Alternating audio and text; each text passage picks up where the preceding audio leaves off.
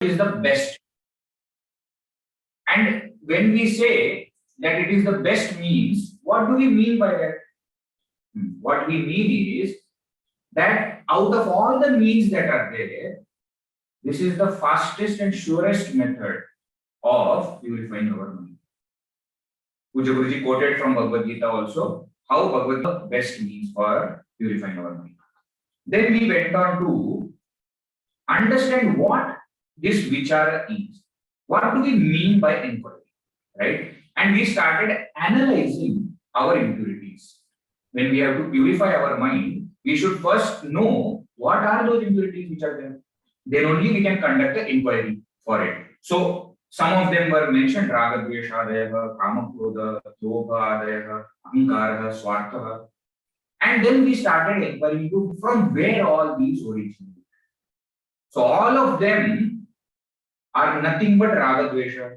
That's what first thing we said. But this raga, dvesha is coming from where? So we said it actually comes from ignorance. When there is ignorance of the self, I don't know who I am, then I give reality to the world of objects. I feel that they are really existent. Once I feel that they are really existent, I give one more aspect to them by saying that they have capacity to give joy. Shobhana adhyasa. We do one more superimposition that they are nice. They will give me joy. So satta adhyasa followed by shobhana adhyasa. Now, when both these we do, then what? Then I start to segregate them into two groups. One kind of objects and people and situations which will give me joy. So there I do sukha adhyasa, and I have raga, I have attachment towards them, attraction towards them. And second is what? Those kind of objects, people and situations who will give me sorrow. And therefore I do dukkha adhyasa on them. I have dvesha, I have aversion from them. So thus, because of ignorance, we have given importance to the world of objects, that they are there and they have capacity to give me joy or sorrow. Thus is born raga and dvesha. Then what? Then once raga dvesha is there, then whatever I have raga for, I have desire to gain them, kama. And whatever dvesha I have for whichever objects, then I have desire that they should remain away from me. So this kind of kama, desire is born. Now we saw the entire circle what that is born because of this. If that kama, if that desire is fulfilled, then lobha comes. If not fulfilled, then krodha comes. From lobha, mada comes. Because I am getting so many things, I start to think that I am greatest, I am the best.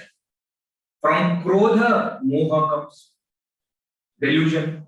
And from all of them, matsarya comes, jealousy. Bhaya comes. When lobha is there, bhaya is there, and what if all this goes away? What if I am no more happy? What if I am no more wealthy? What if relatives leave me? Whatever people leave me alone? Bhaya comes. So in this way, all of them are born from ignorance. Thus, if we want to purify our mind completely, 100%, then what? Then we have to destroy this ignorance. There is no other way. But you see, you imagine a battlefield. Okay. Now on a battlefield, what happens? There will be one person who is called as chief of that army, isn't it? Commander in chief. Now that commander in chief is controlling the entire army. He is the one who is managing, planning how the battle will progress. It is true, if we attack commander in chief, and if commander in chief falls, all the soldiers are going to be scared and they will run away. We have seen. But you see, to reach that commander in chief also, we have to battle with some of the soldiers. Isn't it? You can't just say, no, oh, Commander in Chief, come in front, let me destroy you first. No. Because he is most important, he is guarded also, heavily guarded. Similarly, if ignorance is what we have to destroy, it is not that we can directly attack ignorance. Why? Because there are so many impurities that are guarding that ignorance. So the battle that we have to take against these impurities and ignorance is twofold. One, we have to attack the main cause, the root cause of all the impurities. And at the same time, we have to also tackle the impurities so that we can attack the main cause strongly. Are you getting the point? It is easy to say that because from ignorance everything has come, just destroy ignorance. But it is not that easy, you see. Easy said and then done. It is correct that ignorance is gone, everything, all the impurities are gone. Correct. But how will you attack ignorance? If there are so many impurities in your mind, how can you attack ignorance? They are actually soldiers of ignorance. They are battling against you. They will not allow you to take on ignorance directly. And therefore, each impurity is now taken and its remedy is given. And the Guruji says that this I am not going to do. I am not telling something from my own brain. Upayastu pura proktaha. Solution is given earlier only. Narada Yudhishthira. By Narada to Yudhishthira, this upaya is given before only. Chitta dosha nivritti. To purify my mind, Shreyase, and for getting the highest good, Smarami. That I am going to remember now. So verses 19 to 22, 4 verses, are actually giving remedy of individual impurities. So one impurity is taken and its remedy is given. We saw Raga Dvesha, and from there all these impurities are there. Kama, Krodha, Lobha, Moha, Mada, Matsarya, Bhaya, Swartha, Ankara, all these. Now all of them are taken here one by one. And that's where we are. We were seeing this verse number 19, which says, first verse that is quoted from Bhagavatam, which says, Asankalpa Jaye Kamam. So first impurity taken is the desire. Kama. Why? Because all other impurities are born from this Kama. And from where is this Kama born? How is this Kama born? Kama comes from Sankalpa. Sankalpa means wishful, fanciful thinking. I am just sitting in my home, but I start to think, oh, what if? That would be so nice. And then I give what I give reason that I'm just thinking, I'm not doing anything, I'm just thinking. That just thinking is going to create all these ripples in my mind. Right? So first Kama which is there, that how I have to deal with by asankalpa. Asankalpa means stopping the fanciful, wishful thinking. That's how I have to deal with it. Krodham Kama Vivarjanam. Now, second impurity is what? Krodha means anger. How should I deal with anger? You deal with anger not by working on the effect. You work on its cause. From where is the anger born? From Kama, from desire. Why? Because I am angry because my desire is not fulfilled. So, I drop the desire, I will not be angry. Think about it. I am getting angry on my son. Giving example, okay? Don't think that I have son. Suppose my son did something and therefore I am angry. You see, the reason for my anger is not that son did something. The reason for anger is I wanted him to do something else which he did not do. Or I wanted him to do something. I didn't want him to do something which he did. And therefore I am angry. So my anger is caused by my desire. So you drop the desire, you don't have any expectation, you won't be angry. That's the remedy. So all the remedies, you will see that they are working on the cause. Why? Because the effects can be handled. There are various methods to handle the effects. But if the cause is removed, the effects will automatically go away.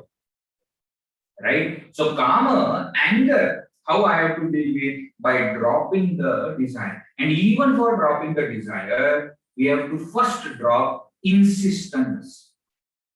This is very important. Dropping the desire may be difficult in the beginning, but insistence we can drop. Insistence means what? I have desire, but I am not insisting that it should happen like this. I wish it happens like this, but I am not saying that it should. Why? Because the moment that force of should is removed, you are quietly relaxed. Comparatively, fine with it. And therefore anger does not arise. I wish, but even if it doesn't happen, it's okay. The insistence when I drop, then I become ready for dropping the desires. Okay. So, krodham, kama, vivarjana. Artha, anartha, ikshaya, lobham. Lobham, the third impurity is what? Lobha. Lobha means greed. We saw last time, greed means what? When I get something, I want to get more of it. When I get more also, I want more. More than that, more than that. Very famous quote of Mahatma Gandhi is there. No? There is enough wealth in the world to satisfy everyone's need. But there is not enough wealth in the world to satisfy even one person's greed. Because greed is unending. It is unending. We saw last time example of tissue paper.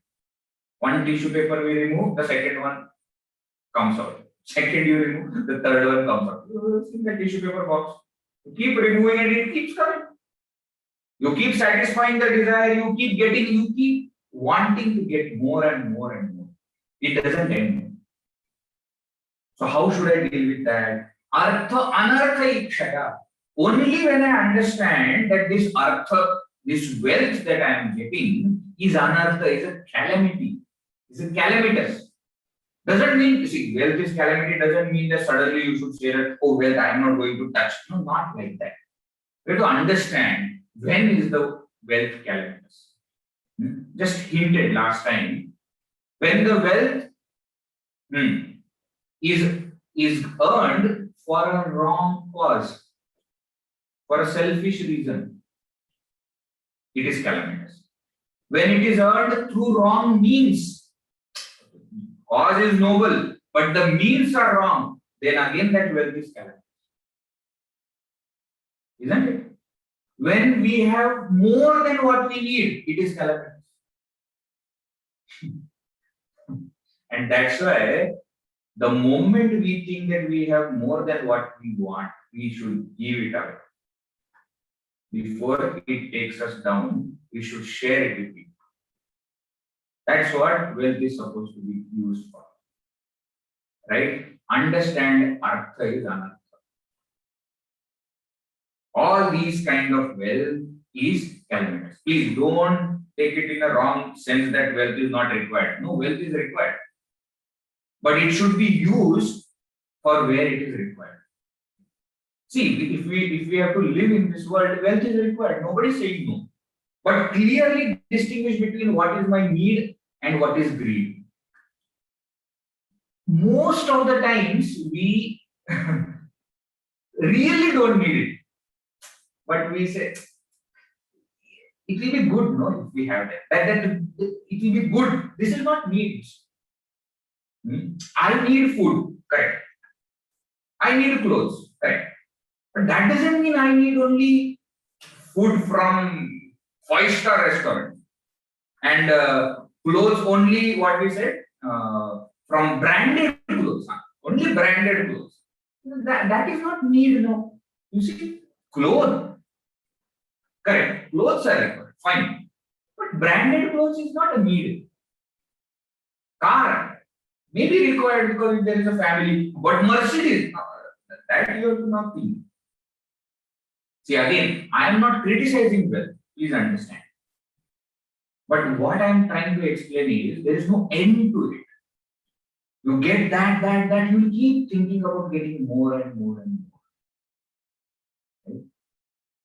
Intelligent living is to understand where to draw that line.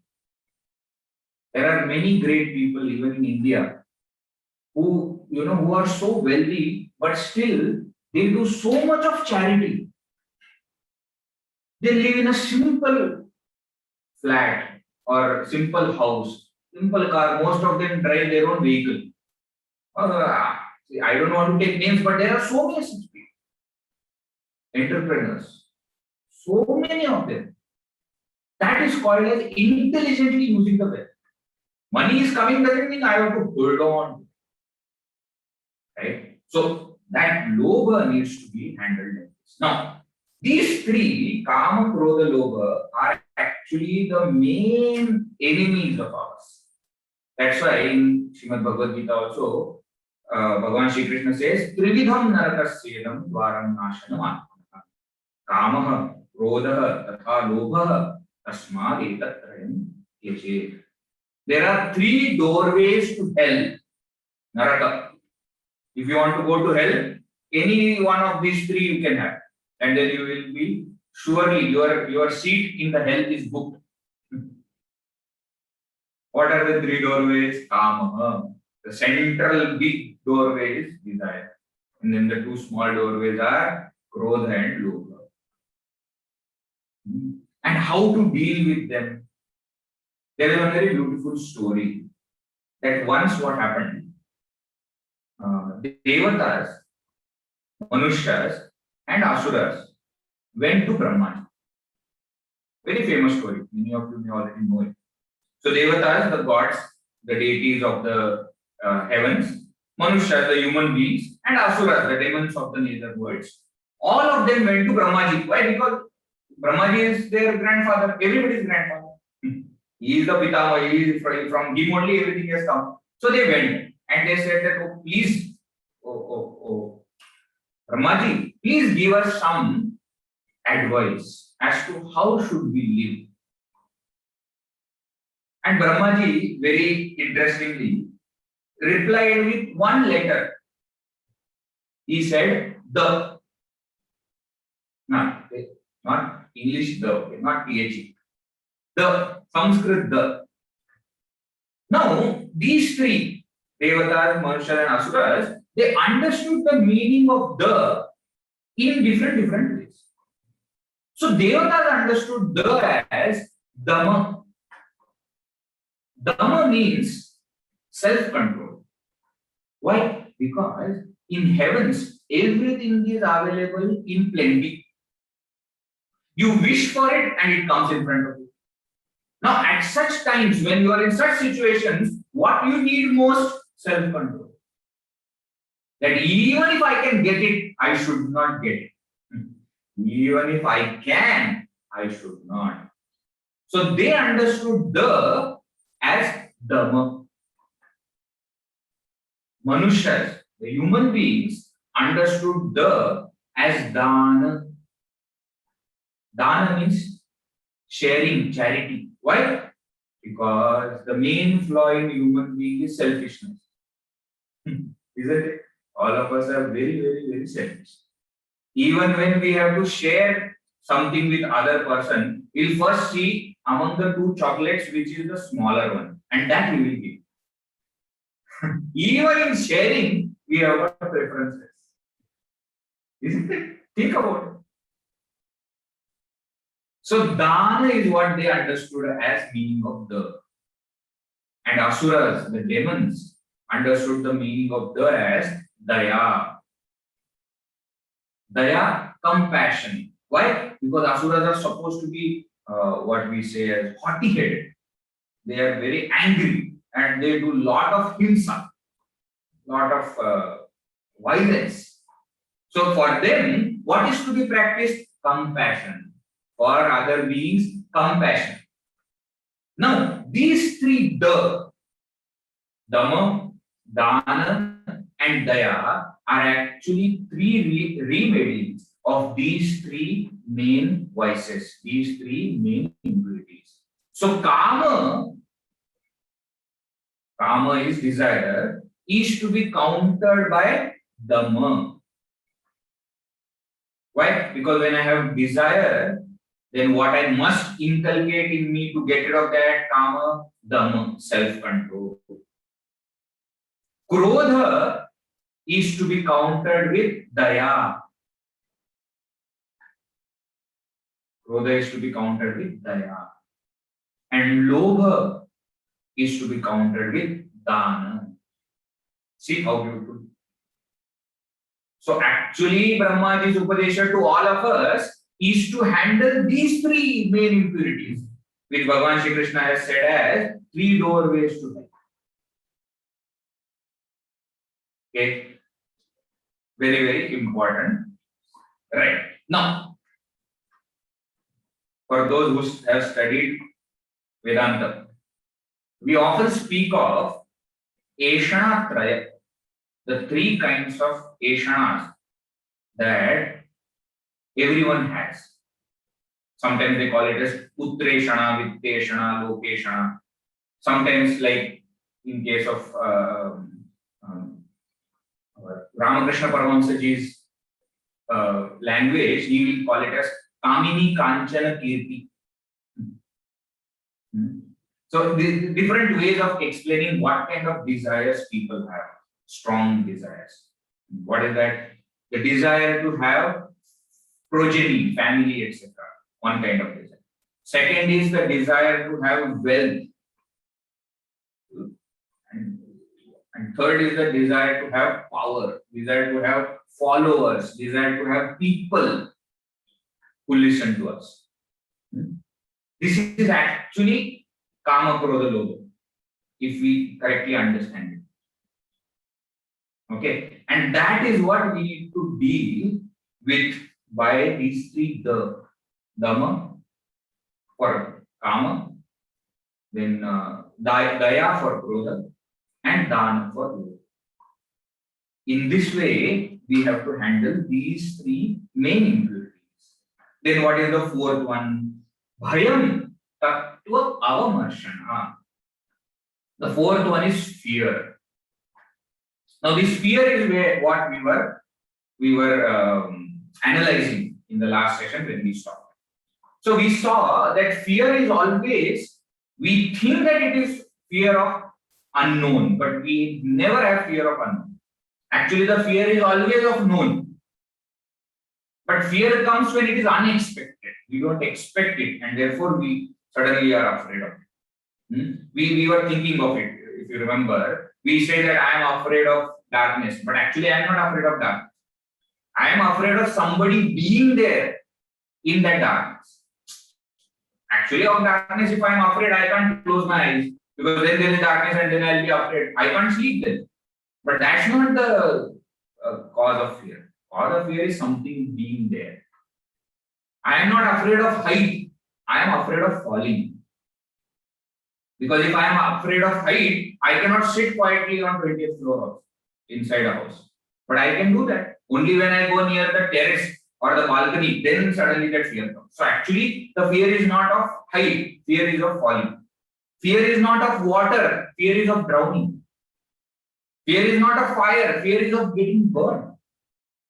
So actually all these fears are coming from our main fear, that is fear of death. And what do you mean by fear of death? We think that we are going to be non-existent. I will stop to exist.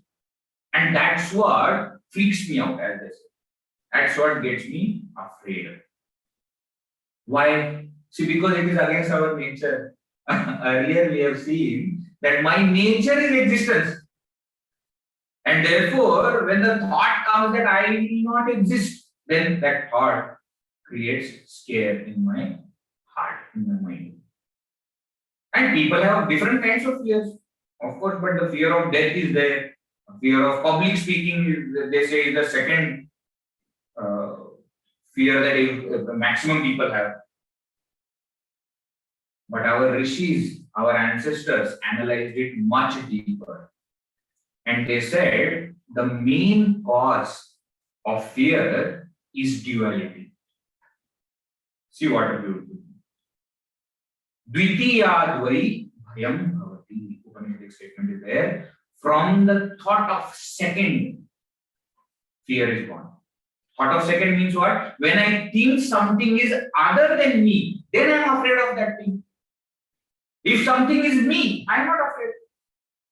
Many people in darkness, in forest, etc., they get scared by their own shadow or their own mirror image. But people will say, oh, that is me only, and then no problem. The moment I understand it is me, then there is no fear. Fear is born of thought of duality. There is something other than me. And therefore, what is the solution to that? Tattva avamarshana. You understand that tattva means reality. What is that reality? In reality, there is only one supreme consciousness, and that's what you are. There is no second thing. When I understand there is nothing other than me, then what is the fear? In the house, when I say that I am very scared of staying alone, think about it. If you are really alone, you cannot be scared. You think that when you are alone, somebody will come. A robber will come, or ghost will come, and a dog will come. See, presence of second thing creates fear in my heart. Right? So what is the solution? Tattva avamarshana. You understand the truth, understand the reality that it is only one. There is nothing called as other than me. Then that fear can be there. So bhaya, opposite of it is abhaya, fearlessness. Right? In Bhagavad Gita again, one of the important qualities, the first quality which was explained by Bhagavan Shri Krishna is abhayam. Abhayam sattva samshuddhi, jnana yoga vyavastha. Dhanam damascha swadhyaya. Isn't it? First quality says is abhayam, fearlessness. How that abhayam can be reached? The 100% fearlessness only by realizing that I alone am. I am that supreme reality which is one without a second, which is non-dual, advaita. That advaita jnana, that knowledge of non-duality alone will give me complete fearlessness. Right? Abhayam pratishtham says Taittiriya Upanishad, one who realizes this truth becomes fearless. So that's why how to get rid of fear? By understanding the supreme reality, by understanding the truth. That's what here Bhagavatam says. Now let us go to next verse and let us see what are the next impurities that they are giving solutions to. Verse number 20. Anvikshitya shokamohau. Anvikshitya shokamohau. Dambham mahadupasaya. Dambam mahada upasaya. Yogantarayan maunena. Yogantarayan maunena. Himsam kayadyanihaya. Himsam kayadyanihaya. Anvikshitya shokamohau. Dambham mahadupasaya. Yogantarayan maunena. Himsam kayadyanihaya.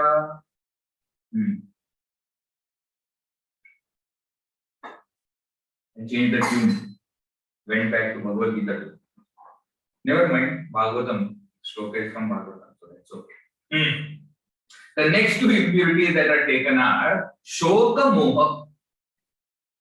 Shoka, sorrow. Moha, delusion. Shoka Moha, these two. Why are they clubbed together? Because they always go together. When one is there, second automatically will come. So these two are to be dealt with by Anvikshiti. What do we mean by Anvikshiti? Anvikshiti, Anu Ikshanam. Ikshanam means to see. Anu means again and again. So Anvikshiti means seeing that supreme reality again and again, continuously. In other words, by Anvikshiti we mean self-knowledge. By self-knowledge, you counter Shoka and Moha. Now, those who have studied Bhagavad Gita, those who have studied Upanishads will immediately remember so many things related to this. Why? Because the entire Bhagavad Gita started with Arjuna's problem. And what was the problem? That Arjuna had these two things, Shoka and Moha. Isn't it? Kripaya paraya vishtah, ashrupurna kulekshanam. Kripaya paraya, Moha was there. Ashrupurna, Shoka was there. The Shoka and Moha of Arjuna started the entire problem. If he confesses also, he says also that I am confused about my duty. I don't know. Karpanya doshopahatas svabhavah. Prichhami tvam dharma sammudha chetas. Karpanya doshopahatas svabhavah means Shoka. And dharma sammudha cheta means Moha.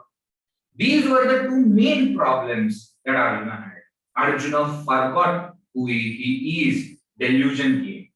And from that delusion came Shoka, sorrow. And therefore he started to show all kinds of what we say physical implications of sorrow, of nervous breakdown. And he explains also in the first chapter that I am not able to stand properly. Even my bow is slipping away from me. My entire skin is burning. Isn't it? So in this way, he explained everything. And he said that the Shoka and Moha has what has caused this. And therefore, solution that Bhagavan Shri Krishna gave was to deal with the Shoka and Moha. What was the Moha? He forgot who he was. Therefore, Bhagavan Shri Krishna started by giving self-knowledge, by which that Mula Moha, the main delusion. What is that main delusion? That I forget that I am the Supreme Consciousness. So by self-knowledge, that Ajnana, that Mula Moha is countered. And through that, both the Shoka and Moha can be removed. Right? So, Shoka, grief, sorrow, Moha, delusion, both of them need to be countered by self-knowledge. Actually speaking, self-knowledge alone can remove our sorrow completely. There is nothing else that can do that. Why? Because sorrow is an effect of every impurity we have seen. Isn't it? And therefore, any one impurity is there, it will result in sorrow. Only when the main cause, Ajnana, is removed, the complete final effect will be removed. Right? In Ishavasya Upanishad also, this is the fruit, the result of self-knowledge is shown as this. Yastu sarvani bhutani atmanyeva anupashyati sarva bhuteshu chatmanam tato na vijugupsate yasmin sarvani bhutani atmanyeva bhuvijanatah tatra ko moha kashyokah ekatvam anupashyatah. See, when that I realize that I alone am the substratum for this entire world and the entire world is superimposed in me, tatra, then at that time, ko moha, what delusion, kashyokah, what sorrow. Why? Ekatvam anupashyatah. Since I see that oneness, how can I have moha or shoka? How can I have delusion? How can I have sorrow? So removal of shoka and moha is shown as result of self-knowledge. Therefore, here Bhagavata aptly says that to remove shoka and moha, what we need is anvikshiti, the self-knowledge. Right? Next what? Dambham. Now we are coming to what we say, the superficial kind of impurity. Now, so far we were discussing about the basic inner impurities. Now we are coming towards surface level. Dambha. Dambha means pretentiousness, hypocrisy. That's called as dambha. See, we don't realize many times how much actually we pretend. Somebody has to point out to us, what are you talking? And then suddenly we realize, oh, I made something mistake. I should not have said in front of this person. Why? Because he knows the truth. Then we realize, oh, I am doing so much, pretending so much. What do you mean by damba? To show what I am not. Or not to show what I am. Both is called as damba. Both are the same only actually. And I pretend so much. You see, take a test. What? Test yourself. When nobody is looking at you, when you are alone in the home, nobody is looking at you, what do you do? When you have no job, not that salary job. I'm saying no work to be done. There is no duty at that time. Nobody is looking at you. Nobody is going to judge you, comment on you. What do you do? Do you sleep? Do you watch TV? Do you go and eat sweets because nobody can see? What do you do? That's what you actually are. All other times, we have created an image of ourselves that we want to portray to everybody else. And every one of us want to keep that image intact. And we put so much of effort to keep that image nice and beautiful. Isn't it? Pretentiousness is very much there in us. We don't realize it. Why? Because that also we will pretend that I don't have. Very interesting. So how to tackle this? See what beautiful solution is given. Mahatupasaya. You serve the masters. Mahatma means Mahatma here. Serve the masters. Why? Because the moment you start serving a Mahatma, the moment you upasaya actually means to be near a Mahatma, to be closer to that great personality. Not just with physical, not just I stay near that. No, I start to think about what that person is saying. Then what happens? Then actually it opens so many things in my mind. We are actually living in a bubble that we ourselves have created. And that bubble is of we being hero of our life story. How much ever we may say, but we are the central character, isn't it? And therefore, the whole effort is going in making sure that this hero is portrayed good. So mistake, I never do mistake. I cannot do mistake. I cannot. If mistake happens, it must be because of something else or somebody else. Or because something that happened to me. Otherwise, I am good. All the time I am living in this bubble. I think that this is what is life. The moment we start serving a master, serving a Mahatma, we understand, oh my God, there is so much more. What kind of bubble I am living? So this, what we say, this ahankara. Ahankara only. Damba is nothing but mother ahankara only manifesting like that. Now that is removed. See, ahankara means what? Ego of what I have. Damba means what? I want to show what I don't have. Little difference is there, of course, between ahankara and damba. But it is all different forms of selfishness, different forms of ego, different facets. Those will go when I serve. In service, ahankara is the first thing that gets nice beating. Nice beating. And you see, another great thing about Mahatmas is, you can't pretend in front of them. They know inside out of you in one look. Now after that, it is only comedy show that goes on. Why? Because they know what you are. And still you are trying to portray yourself to be good. Now they are only waiting, how long are you going to continue? The moment we drop all our weapons and we say that we surrender, this is what I am, then our journey, becomes much more faster. Faster, there are many times you must have seen in front of Mahatmas, people cry. As a small child, when I used to go and meet Guruji and I see people there, no, I used to always wonder why they come here and cry. He's such a nice person. He always cracks jokes. And he's sitting there. He's so nice. Everybody wants to be there. Why are they crying? Later on, I understood that they are crying because they are understanding mistakes in themselves.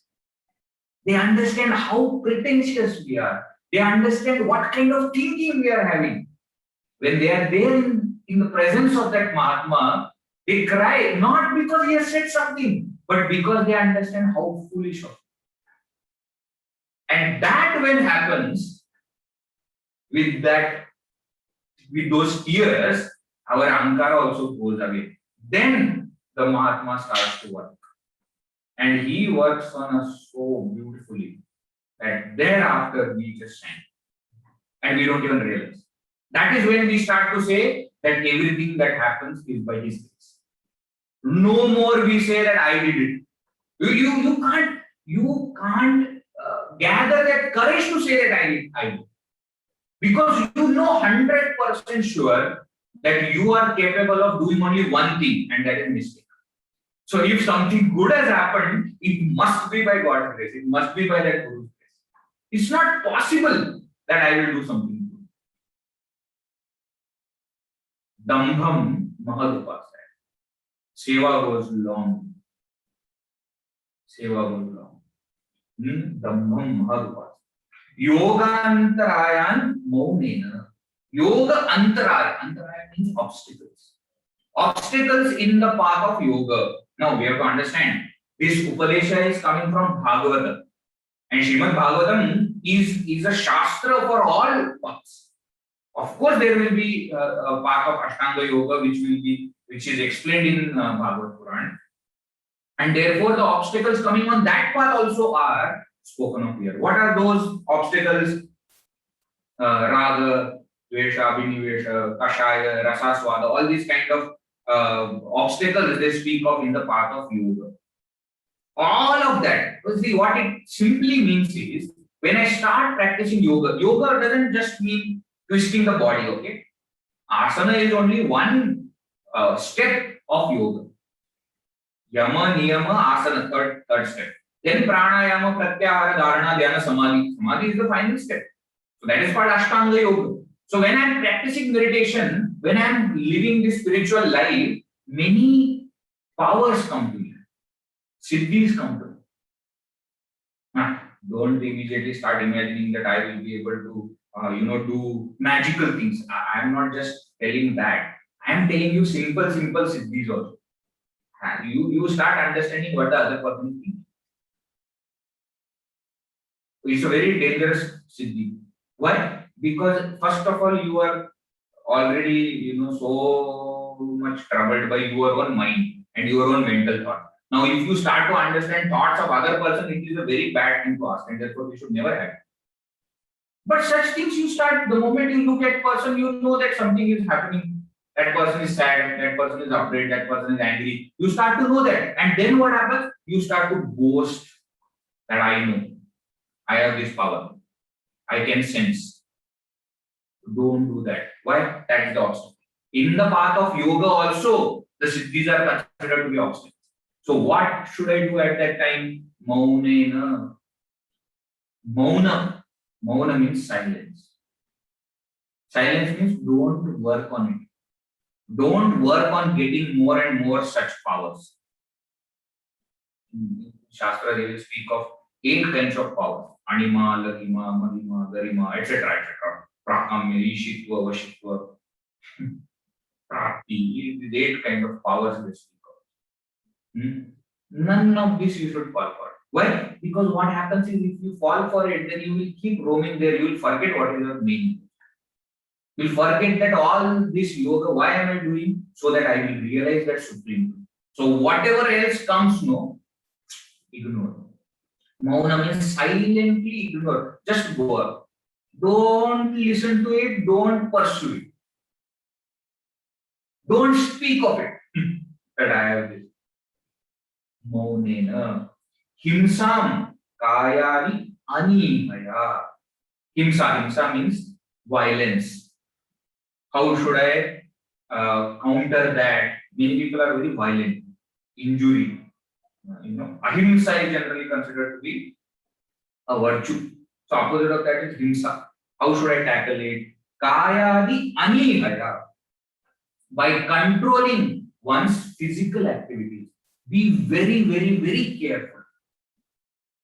And this will automatically come. When you are walking, make sure that no small ants and other organisms are coming under your feet. Just for fun, don't kill any living being, living organism. Now these are the things which will automatically come when we do more and more sadhana. This will automatically come. There are so many stories, There are so many stories of Mahatma. One Mahatma was there, and he used to remain quiet, and he was physically well built. So when he was going, one time that king who was going from there, earlier in the olden days, kings used to go in palanquin. So 4 people will carry that palanquin, and king will be sitting there. So what happened? One of the person got injured to hold the palanquin. So they saw this Mahatma going there, and they called him, and he said, "Hey, come here, and you become that 4th, and then you let us carry." He said, "Okay, no problem," and he started. Now what happened? The king was sitting inside. He was moving, jumping from one side. He was not understanding what is happening. So he told them to stop and asked what happened. So 3 of them, other 3 said that this 4th fellow is walking very funny. In between, he's jumping from here and there. He's not walking straight. So then the king called and he said, "What happened to you?" He said, "No, there were so many ants. I didn't want to kill the ants, so I was going like this, like this, like this." Then the king understood that he is Mahatma, no point in giving him this menial job, And he prostrated and he learned something from that Mahatma. Jnaneshwar Maharaj very beautifully in the book also, commentary of Guruji, which is there, you read very beautifully. He explains how you should and how that realized master actually lives. He says he doesn't even go for a walk, which is not required. Why? Because unnecessarily he will be disturbing so many living organisms. He doesn't, even if he looks at somebody, he only opens eyes little bit so that only compassion can go out. Doesn't even look at somebody in a way that will create disturbance in that person's mind. Even that is considered as himsa. Can you imagine? How much himsa we must be doing there? With our words, oh my God, think of it. They say no, the words are worst arrows. Because arrow only hits the body and it can be cured, but words, once they create some damage, it cannot be cured also. That Mahatma is even careful of words. Even something which is a kind of what we say, harsh, the person wants to say, he will put it in such a way that you won't feel that it is harsh. Very beautiful episode is there in Tulsi Ramayana, where Bhagwan Sri Rama, we all know the story. So Sri Rama was supposed to be the king of Ayodhya. And next day morning, he was told that he has to go to forest. Now, when he came to know that he has to go to forest, now he has to go back and tell his mother that this is what has happened. Now he is so careful to choose the words that I should not speak something by which my mother will feel, kind of anger. And therefore, he goes and says that so when he goes early in the morning, they are all waiting. Sita is also there, Kausalya Mata is there, and Lakshmana is there, and they are all waiting for him. And he goes there and he says, so mother immediately asks, so are you ready? So he says, there is a slight change of plan. What is the change? He says, my father has given me kingdom of the forest. Pita Deen Muni Kananaraj. You see, he doesn't say that, hey, what is this? Your husband has gone mad. Yesterday he told me something. Today he is telling me something. And you go and talk to him. How can he do? Nothing like that, he said. Not that he was very angry that I am supposed to become the king and now I have to go to forest. What is it? Nothing. He didn't even create that slight disturbance in mother's mind. He said, instead of Ayodhya's kingship, he has given me kingship of the entire forest, which is much bigger than Ayodhya. So this is the way. Truth is same. What he is telling is same, but the way it is told is. It is said Satyam Vada Priyam Vada. Satyam Vada, speak truth. But that doesn't mean that truth has to be told in a harsh way. You are mad. Why? Somebody comes and says that, you please listen to this song that I have recorded recently on YouTube. Please listen and give me your feedback.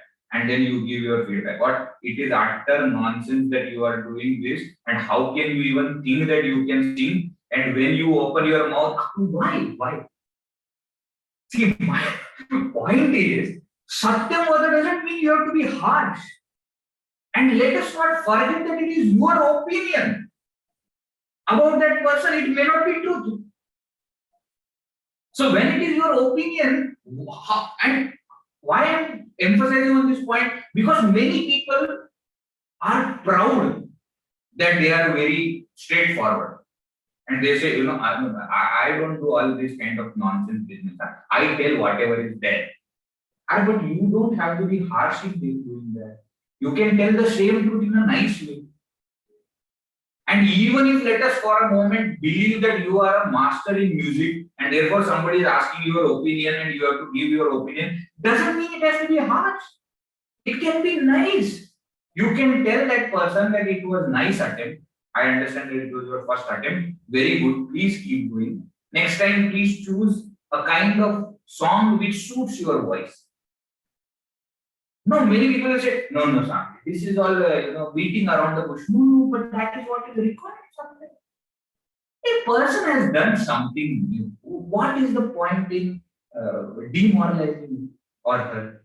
You can encourage. No, but I am his friend. I should tell the truth. If at all you want to tell the truth, please tell it in a nice way that the person will not be hurt. So with our words, with our actions, with our look, see, Manah Maharaj is saying, even with our look, we should not create any kind of disturbance. Right? So, Kayadi Anihaya, by controlling these physical activities, we should deal with this himsa. Now what? One more verse we will see. Verse number 21. Kripaya bhutajam dukkham. Kripaya bhutajam dukkham. Daivam jahyat samadhina. Daivam jahyat samadhina. Atmajam yoga viryena. Atmajam yoga viryena. Nidram satvani shevaya. Nidram satvani shevaya. Kripaya bhutajam dukkham. Daivam jahyat samadhina. Atmajam yoga viryena. Nidram satvani shevaya. Now if shoka, when we were discussing about shoka, we call shoka as grief, little inner feeling than dukkha, sorrow, which is outside. Shoka, grief is little inside, little deeper. That is from where the sorrow comes. The sorrow is outside. Now this, from where does the sorrow come? There are three sources which are discussed here in this verse: Bhutajam, Daivam, and Atmajam. Bhutajam means from other beings around us. Daivam means from natural causes, natural calamities, etc. And Atmajam from within. Now this is what we sometimes call as Tapatraya. Three kinds of tapa in Vedanta we speak of. What is that? Adhi Bhautika, Adhi Daivika, and Adhyatmika. Adhi Bhautika means from around us, from the bhutas, from the world around us, we see lot of difficulty, problem, sorrow come. Then from Adi Daivika, from the natural forces towards which we have no control. And third kind of source is Adhyatmika, from inside us. Nobody from outside is doing anything. I am just not in mood or I am just sad. Now, how to deal with these three kinds of sorrows, that is explained here. First is Adi Bhautika, from that which comes from other beings around us. We have to deal with it by Kripaya. Kripaya means by compassion. So when the people around us are troubling us, don't get angry, be compassionate. It takes a lot of time to develop all these things. And often we will remember when we were children, we used to play. And many of the times in India, you see, we don't have grounds, big grounds, etc. There all the time. We used to play in somebody's courtyard or on the road. And there will always be one uncle who will scold that children are playing. Isn't it? And no matter at what time you play in the morning, they will say, morning is not the time to play. Afternoon, everybody is sleeping. Evening people are going for work. When should we play? And we used to always get frustrated. What is the problem with this person? I don't understand. No compassion only. Oh, anger. Don't laugh, okay? Sometimes it might be us who will be such uncles and aunties.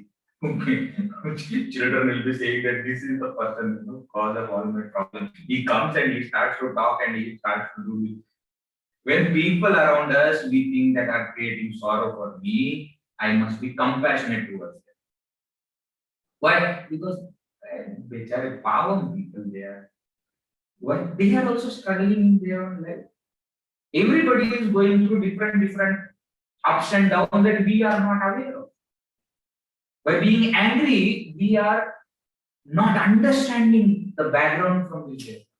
We are not understanding what is the situation they are in. So instead of that, we should be more calm and quiet. We should be more compassionate. Kripaya bhutajam dukkham. Then what? Daivam jahyat samadhina. Daivam means that which is coming from natural forces. Too much of rain, too much of sun, wind. Now that also will create some affliction, some sorrow.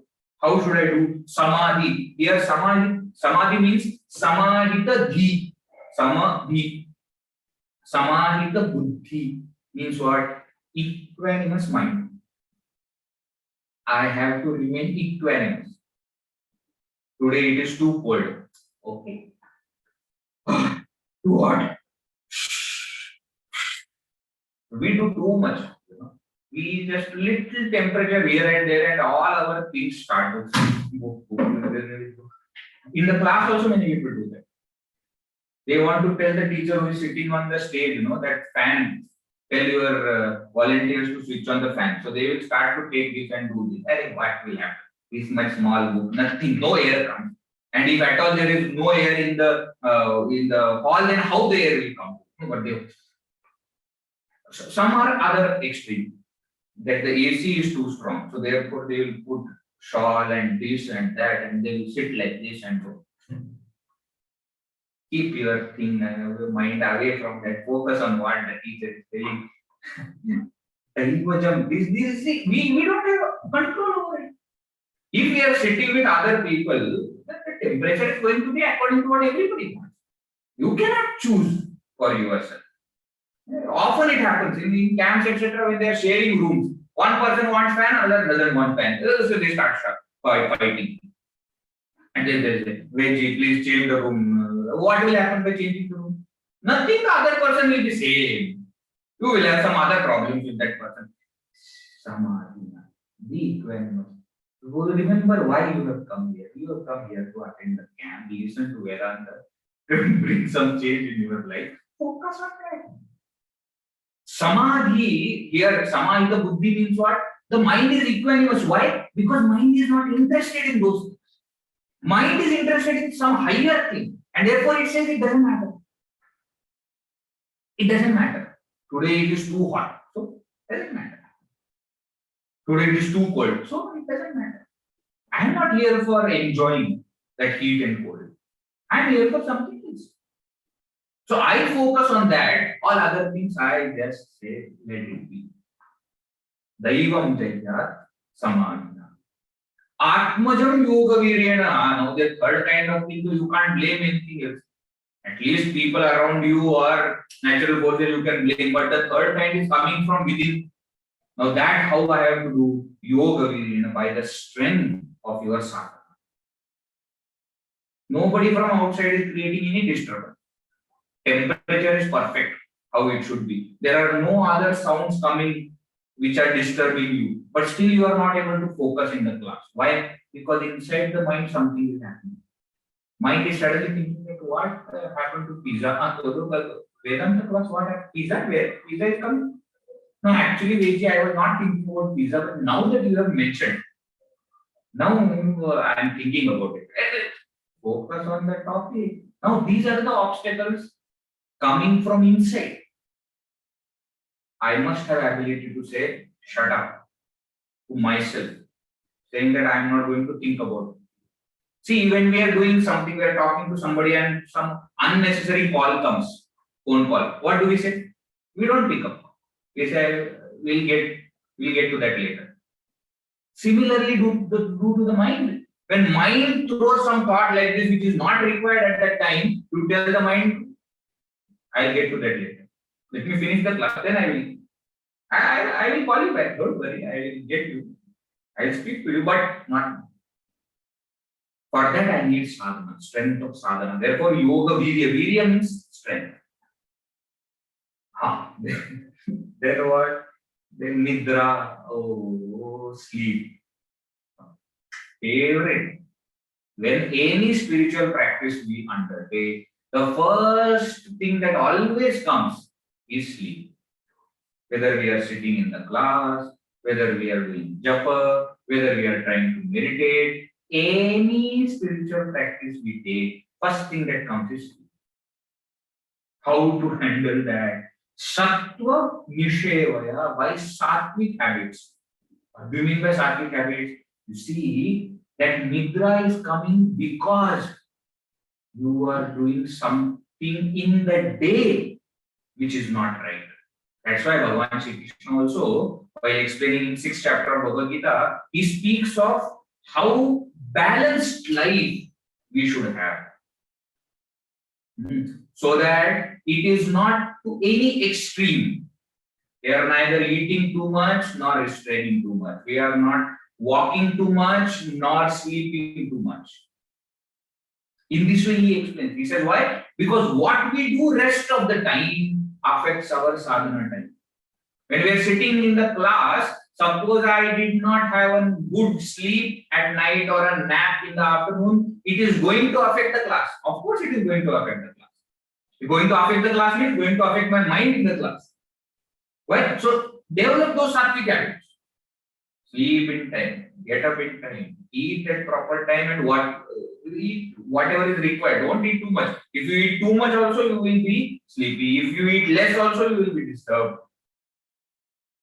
So you develop sattvic habits, and that way you can deal with sleep. Sleep is very funny. Why? Because for many of us, it comes when we don't want, and it doesn't come when we want.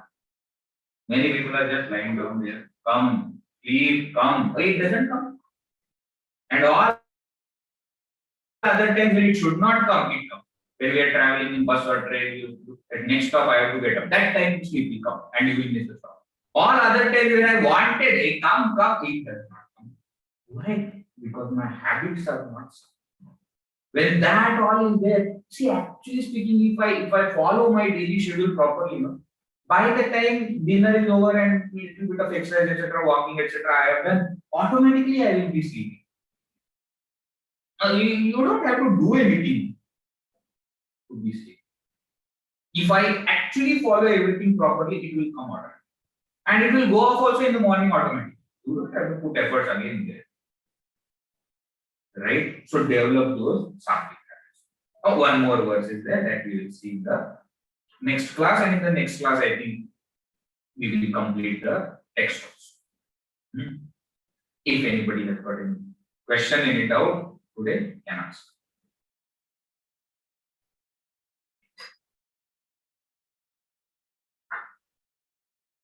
Can raise your hand.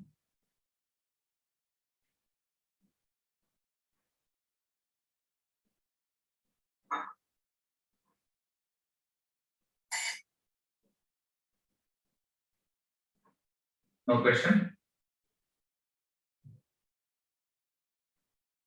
Now suddenly everybody will start asking questions.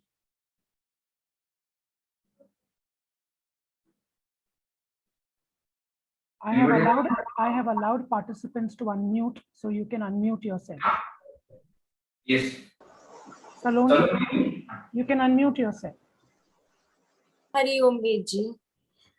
Vedji, I wanted to ask you that this hypocrisy or pretentiousness, does this come out of purely ego, or is it also because of insecurities? And if so, then how do we tackle the insecurity part of it? Insecurity also comes out of ego only. You are saying insecurity, no? That is to what? To the ego only. To yourself. That is ego.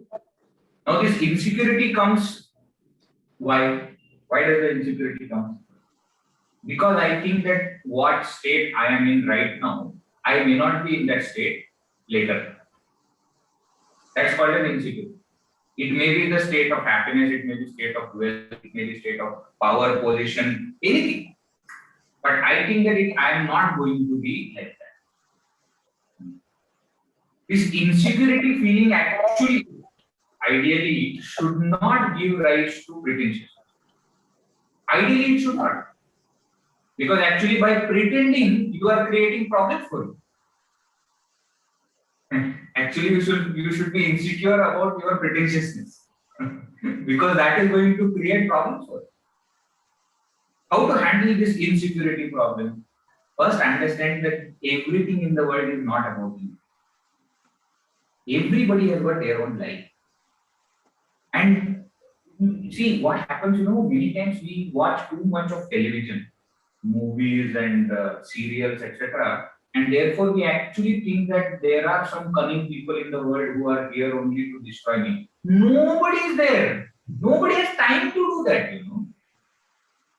We always think that when there are 3 people and 2 people are quietly talking to each other, the third person thinks that they are talking about me. Why?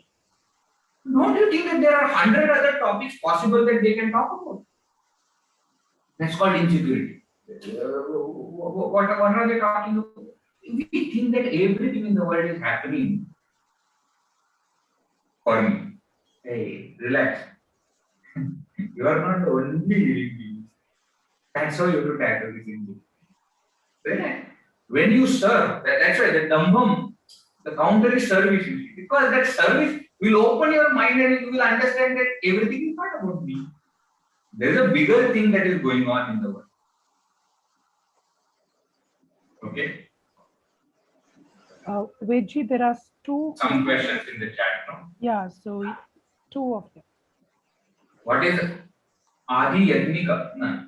Adi Yajna is a different concept. It comes only in 8th chapter of Bhagavad Gita. There are only 3 tapas. Adi Bhautika, that is the disturbances from the world around. Adi Daivika, from the natural forces. And Adhyatmika. See, this word Adi means pertaining to. So, Adi Atma, pertaining to oneself, is Adhyatma. And what comes from Adhyatma is Adhyatmika. Similarly, Adhibhuta, pertaining to the world. And that what comes from the word Adi Bhautika. And Adhidaiva, pertaining to the deities, pertaining to the natural forces. And what comes from them? Adhidaivika. So like that we can make words Adhiyajna and so many other words can be made. But that Adhiyajna concept only comes in 8th chapter. Okay, not related topic here. Next. Is running after one discourse to another a desire. Is running after. Why run? Sit and watch. No? What I mean is, Of course, it is a desire. Of course, it is a desire, but it is a sattvic desire. We have to understand everything is desire only. But what kinds of desires will help me to grow spiritually? Those are the desires that I must have. And what are the desires that will take me away from my spiritual journey? Those kind of desires we have to, even finally, sattva also needs to be, what we say, crossed, right? But that is after. Actually, in the next verse, this will become clearer. Because next verse will talk about sattva, rajas, and tamas. So this we will keep it for that time. Righteous desires like attending discourse not problem to us, but to family. What thought should create in our mind to silence it in such instances? Now, you attending righteous discourse, you attending discourses is a problem to family? Not clear. Please explain the question properly. Either you can unmute yourself and. You may unmute yourself and ask. I wanted to ask, sometimes it happens like we are attending too much of classes and discourses here and there, then sometimes family doesn't like it that way. We are attending meditation programs and discourses and something or the other, satsangs, so they because the family is not part of it yet, so they I think they don't understand, or they don't think that that is important, that we be part of this thing, or we become sannyasi or something. I don't know what they think themselves, but what should be in my mind? How can I silence my mind in such circumstances? Two things are required. Number one, we have to make sure that our duties are fulfilled, no matter what. Our spiritual life cannot become an excuse for not doing our duties. I think I had mentioned this earlier also in some of the class, that should not happen. And that's why Karma Yoga is so much emphasized, that you do your duties. Once that is neglected, then the family members, etc., will have a chance to say something. When you are doing all your duties properly in time, whatever is required, and then in additional time you are doing this, I don't think they will have issues. Even then, if they have, let them know. मुझे है काम ईश्वर से, जगत रूठे तो रूठने दो. My job is to purify, and you see, in time they will understand the importance of it. When they will see the change in you, when they will see that behavioral change in you, they will understand that this has come because of that, and then they will also become part of it. This I am not just saying like that. So many people who are sitting here are living testimony to this, probably more than me. That they know that they all had this, my husband doesn't listen, they never come for class, and now the husband is coming and he is pushing. We should go there also, and we should go do this also. Why? Because now they have understood. So, if you think that you are doing all your duties properly and still they have problems, they will understand. Have compassion. They are in a different place in the spiritual journey. They will come. They will come. Okay. One more question is there. Distinction between fantasy and creativity. Not clear. Vishwanath, please explain. Vishwanath, you are already unmuted. Oh, sorry. No, you can tell me I didn't understand the question. The question is, sometimes it becomes very it overlaps. Say a person can drive you into a world of fantasy and create this thing to, give a pleasure to the mind for a temporary purpose. So is that creativity? Or see, virtual reality, for example. We live in the world of artificial intelligence and virtual reality. These are all creativity only, isn't it? Yeah. See, Vedanta goes 2 steps further and says that what you are seeing anyway is virtual reality. You don't have to put weird goggles for that. What you see is creativity of your mind.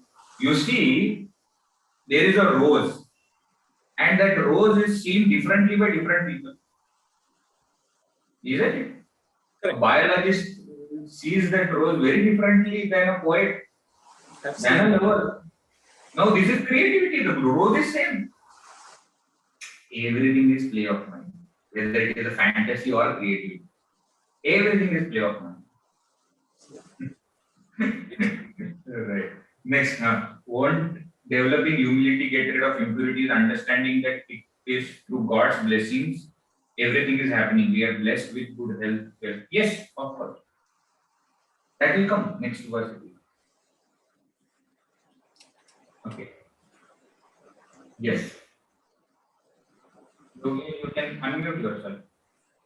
You told that you should not insist, but without insisting and without being stubborn, the children don't do their work. So then how can... After being insistent, they do. Yeah, then they do. If I beat them, you are in bubble. Beat them, then they do. You see, just because you are being insistent doesn't mean they will do the work. And if they are doing, they are good children. I never used to do. My mother, how much insistent she was, I never used to do. I will do what I want to do. You see, the point is, whether you are insistent or not, actually work may happen, work may not happen in both cases. What will surely happen is, if you are insistent on it, saying that this should happen like this, you are more likely to have sorrow. Why? Because Gurudev's very famous quote, no? Disappointment comes to those who make appointment with future. Only because you have made appointment with the future that this should happen like this, then disappointment will come. Actually, you are being insistent doesn't mean that work will happen. Actually, you are inviting sorrow for yourself. Sometimes you have to be clear that this should happen like this.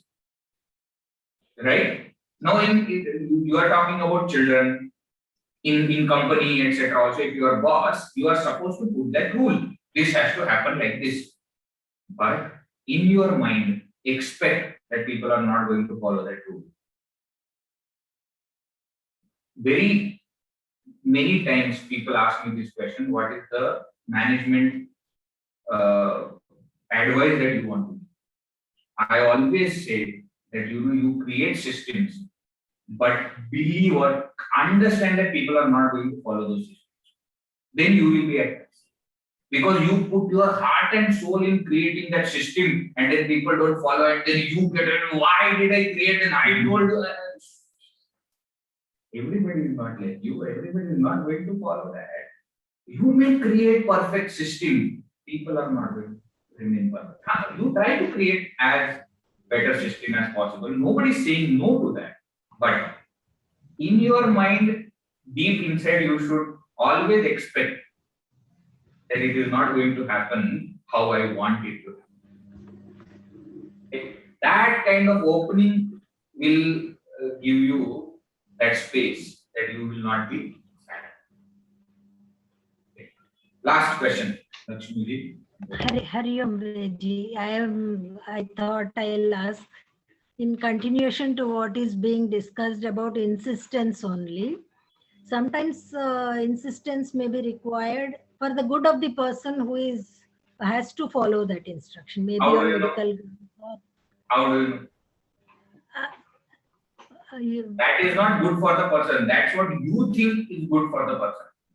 There is a difference. Suppose it is related to some medical issue or something, and let us say let's say simple example. Then if they are not agreeing to that, then don't you think we have to insist? See, people change by love, not by rule. You being insistent, people change by love, not by putting insistence or rule. You create a rule that you have to take medicine every day. They will not. They will try more and more methods by which they can run away from it. You make more rules, people will find more and more loopholes. People change when there is love. Actually, that is the only thing that can change people. So if you are thinking that if I am being insistent, see, I understand you are saying that it is required for that person. I agree. I am not saying no, but I am saying by you being insistent, are they changing? They may not change. Actually, nobody changes by rule. See, in school, etc., so many rules we had. No? What did we do? We broke. Some people broke nicely, some people could not break nicely. That is a different thing. But we all did that. When did we change? We changed when we started to feel about it. When we were children, we broke all our rules. And now when we are parents, we want children to follow all rules. Wow. Very nice. Very nice. It won't happen like that. I understand that it is for their own benefit, but they won't get it. You have to understand that. People change by love. And when that love is correctly communicated, they will change. You don't even have to put rules. The moment they understand the importance of medicine or whatever treatment that they are going through, and that it is essential for them as well as for people around them, they will do it without rules. They will do it without. We are living in democracy, you see. Otherwise, dictatorship would have been the answer for everything. I am not joking. Think about it. It doesn't work like that. You are a teacher, but you were a formal teacher before. You know that by putting a rule, students never used to study. They will study when they love the subject. You create love in their heart for the subject, they will study. You don't even then have to put rules. You don't even have to say that 90% attendance is required. No, they will come, they will jump to come to the class. Why? Because they like it. Hariom, Ji, today there is a echo in the voice actually. In your system, correct. You have to check There was an echo throughout. We felt some echo. At least I felt. In your system, you have to check. That's what I'm saying. Okay. With Kiran, Kashiji wants to ask one question. We'll take that and then. Hariom, Vedji, my question was that now since we are trying to follow the spiritual path and attending classes and all, the Devi groups, and sometimes when we speak our mind out or about some situation or some person in our daily life, family or spouse or somebody will feel, how can you say such a thing? You are going to these Devi classes and you're supposed to be in Chinmaya Mission. How can you talk like that? It seems you're not, doing the correct thing. We feel like a victim that time. So how do we deal? I know we need to improve, but how do we deal with that situation? I think you are in the best situation, because that will, what situation you are in will act as a extra reinforcement for you to follow spiritual path. See, the moment you start pursuing spirituality, the whole world is seeing you in a different way altogether. They think that you have become jnani. No. So you cannot do 100 other things which you used to do before or which other people are doing. It's actually a good situation to be in, not to take tension that I have to be perfect, but to make sure that I am following what I am studying. So don't take tension of it. Don't be pressurized by it. But remember that this is how people are going to do at you. It's an additional responsibility now on your shoulder. That now you are the face of spirituality for them. If you behave good, they will have good thoughts about spirituality. Otherwise, they will say spirituality, Chinmaya Mission is all time pass. Horse, they will say. Why? I am saying that it's a good situation. Don't be victimized by that situation or don't be too much under pressure. Just take it as an additional boost that what I am studying, I have to follow. I have to follow. There is no other alternative. It will also keep every single action of you in check. That's actually spiritual. Isn't it? Puja Gurudev says, alert and vigilant living is the greatest sadhana. The greatest sadhana is not japa, meditation, etc. according to him. At every moment I am alert. That's spirituality. And that's what they are catching you with. That one moment of, you know, letting your mind loose is creating this situation where they say that, oh, you are like this, you are going to class, and how can you be angry? I always remember when Swami Siddheshanand was there, used to tell this incident that they were studying in Sandipani Sarnal in Mumbai, in ashram, and one young boy had come from abroad, and his first, what we say, view of India was this ashram. So he landed in India directly from airport to the Powai ashram, and he started the course. So he didn't know India other than this. I am telling in 1990s, 2000s, early 2000s. So one day there were two boys who were fighting about something, two brahmacharis in white, they were fighting.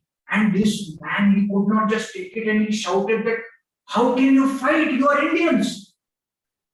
And all the people there just went silent.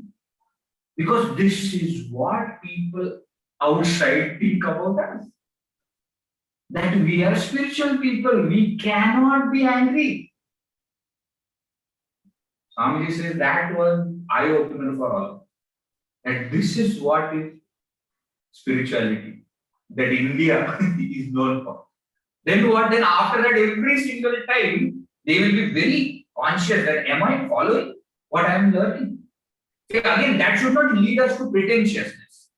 I am not saying that you pretend to be spiritual. No. I am saying you check for yourself whether you are really spiritual or not. Okay. Thank you. Thank you for that question. We have exceeded by 15 minutes. We should conclude. We'll continue next class, next Sunday. Om Purnamadav Purnamidam Purnat Purnamudachyate Purnasya Purnamadaya Purnameva Vashishyate. Om Shanti Shanti Shanti. Hari Om Shri Guru Namaha. Hari Om.